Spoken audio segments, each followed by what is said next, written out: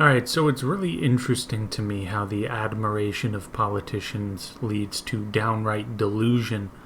All of these people that are celebrating in the streets because Donald Trump is likely gone in 2 months, and now we can restore decency and honor back into the White House now, and we no longer have a racist or homophobic president. I'm not sure if they're aware of just what kind of person and politician Joe Biden has been. He said gay federal employees would be a security risk. He was opposed to HIV-positive immigrants entering into the U.S. Now, what if Trump today opposed something like that? I mean, that's an immigration and LGBTQ issue all rolled into one, and Joe Biden did not do well on that in terms of being accepting and, dare I say, progressive.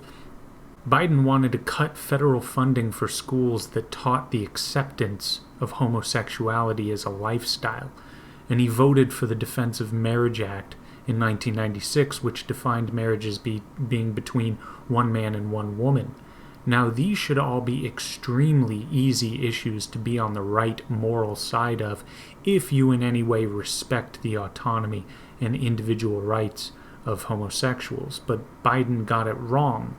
So who are these people celebrating in the streets actually celebrating over? I don't understand it. You can't say that we now have leadership in the White House that cares about the rights of minorities. You don't have that in any sense. And hell, what have people been protesting in the streets for the past 6 months? Police brutality, a corrupt justice system?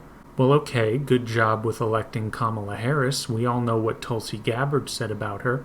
She withheld evidence that would have released an innocent person off death row, and she helped lead to the conviction of thousands of innocent people in regard to marijuana, and she laughs when asked if she ever used it. This reminds me of that old clip of Penn Jillette going off on Obama, with Biden right by his side, during the time when Obama was using the DEA to act like stormtroopers and raid dispensaries in Colorado after they legalized it.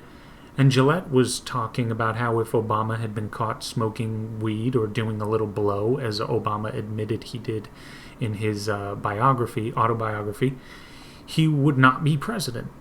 Yet he gets to laugh at that question, just like Kamala Harris did when asked about marijuana. But it's not a joke, though, and it's not funny.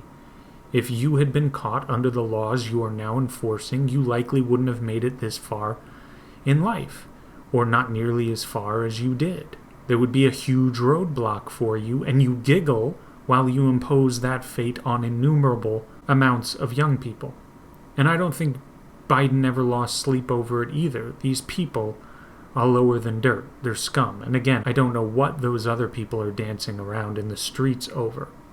Because Joe Biden also voted for military intervention in Iraq that led to the death of who knows how many innocent kids. He didn't seem to care one bit, while Obama was drone striking all over the place in the Middle East as if it was going out of style. I don't remember him saying, hey, maybe we shouldn't go get involved in Syria, Libya, Yemen.